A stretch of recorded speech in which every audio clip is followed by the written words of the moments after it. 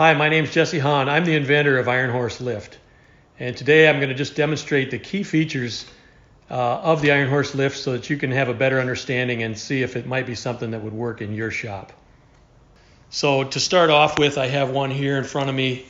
When we ship this to you, you would have to assemble these snap rings on the front casters and install the jack, the rear casters, and that's it. The rest of it is all ready to go.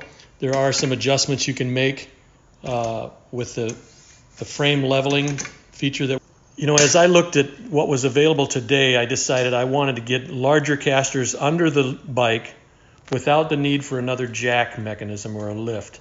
And so I built the jack mechanism, the lift, into this lift. Iron Horse Lift really is the first of its kind with these folding front casters. And I set it up, designed it so that when it's folded, you can still roll. And this now gets a 4-inch caster under most touring bikes. Like my Road King is 4.5 inches high off the ground when it's on the kickstand. Some bikes are higher. The Indians are. We make a separate adapter spacer kit to elevate the support arm. So you start off with the lift in this configuration where it's down low, and as you roll it underneath the bike, your frame will contact here. The second side of your frame will be up higher. Again, you're coming into the bike on the opposite side of the kickstand, so this is where you would meet the low frame. And so with just turning the rear crank, what you'll see is the front casters are just following. Again, gravity. The lift is picking up the bike, contacting the floor here, picking up the frame here. And as we continue up, those casters on the front will drop into place and lock in place. And I generally go up just high enough that I could hear that drop. And with that, these casters are off the ground. So are the rear ones. So when you're on this side of the bike, you'll know when these are off the ground, those will be off the ground, and they should be locked in. I always recommend checking, making sure that you didn't have something stuck or up against there to prevent it from locking in place. Once that's locked in place, we reverse the crank mechanism, and in doing that, we lift the foot mechanism off the ground. And I only have to go a 1/2 inch or so to clear whatever obstacles you have on the floor, like if you have large cracks on the floor. And then your bike is ready to roll. And because it is, we've included a step caster lock. So you can step on the brake and you can step off the brake.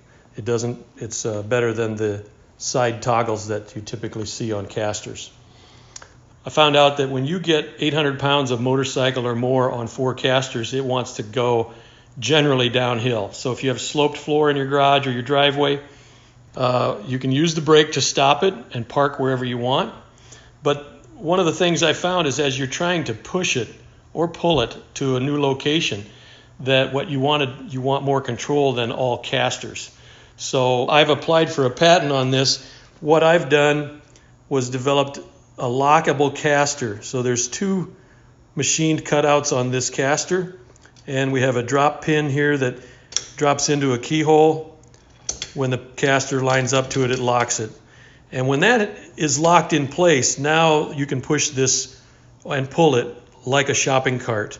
And it only takes one rear wheel or one wheel locked in direction so that you can push the motorcycle in a controlled direction.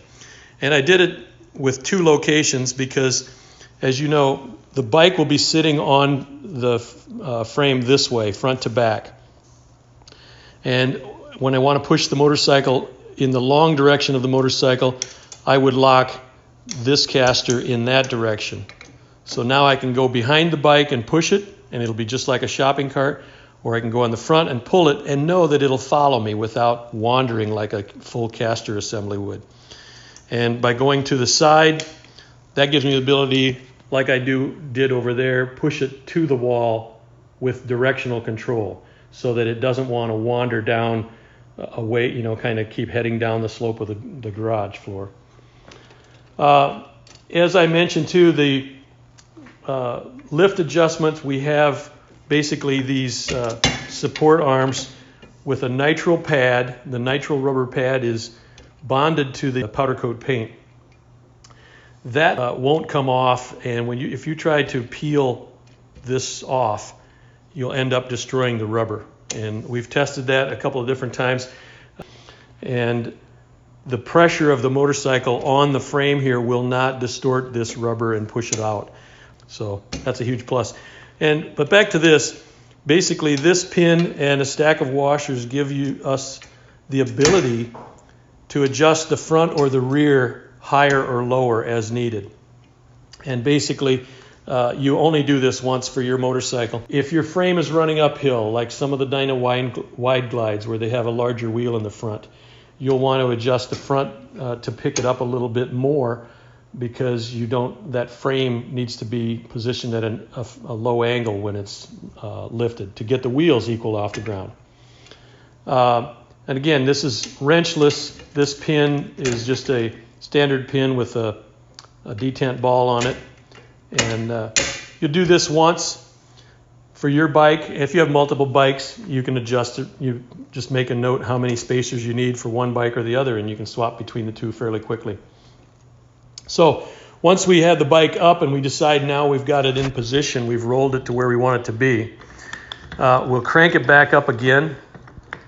And again, on this side, when I see these casters are off the ground, I know that the ones on the other side are. I'll reach around to the front, lift, and pull the lock mechanism back and lock it into position. So by lifting and pulling it up, you'll see it's locking into this lower slot. And then I orient these casters, basically just rotate them out so that they're forward. Because when you lower the bike, you can see here, as I lower it, the bike is going to want to naturally always lean towards the kickstand side, because as you lower it, that low side of the frame will go down a little bit farther, faster than the high side of your bike when it's on the kickstand. And so as I go down, it'll always go back down to the kickstand. Once I'm there, I roll out from under the bike. And if you watch some of the other videos that I have out there, you'll see that. With your bike up on casters like that, for the winter, it's stored. You're not putting a flat spot on your tires. The one advantage I should point out is when you do get in position, you can, again, crank the lift back up, and so that you can store it with the casters of the dolly off the ground as well. So you're not putting pressure on those dollies. And again, when you're ready to crank back down, it's just that simple. You get back to the jack is off the floor and ready to roll again. And it fits behind the kickstand. You'll see kickstand is just slightly in front of it. And that's the reason for the kickstand rod. We ship the rod inside out, but basically you turn this around, it sticks out to the side here, and that holds the kickstand in its spring-loaded position, so it's locked in the Jiffy lock. It also keeps it away from this caster so that the caster can move freely. So with that, hopefully you have a better understanding of it. Feel free to email me if you have any questions. Check out some of the other videos and see, again, if this might be something that would work in your shop.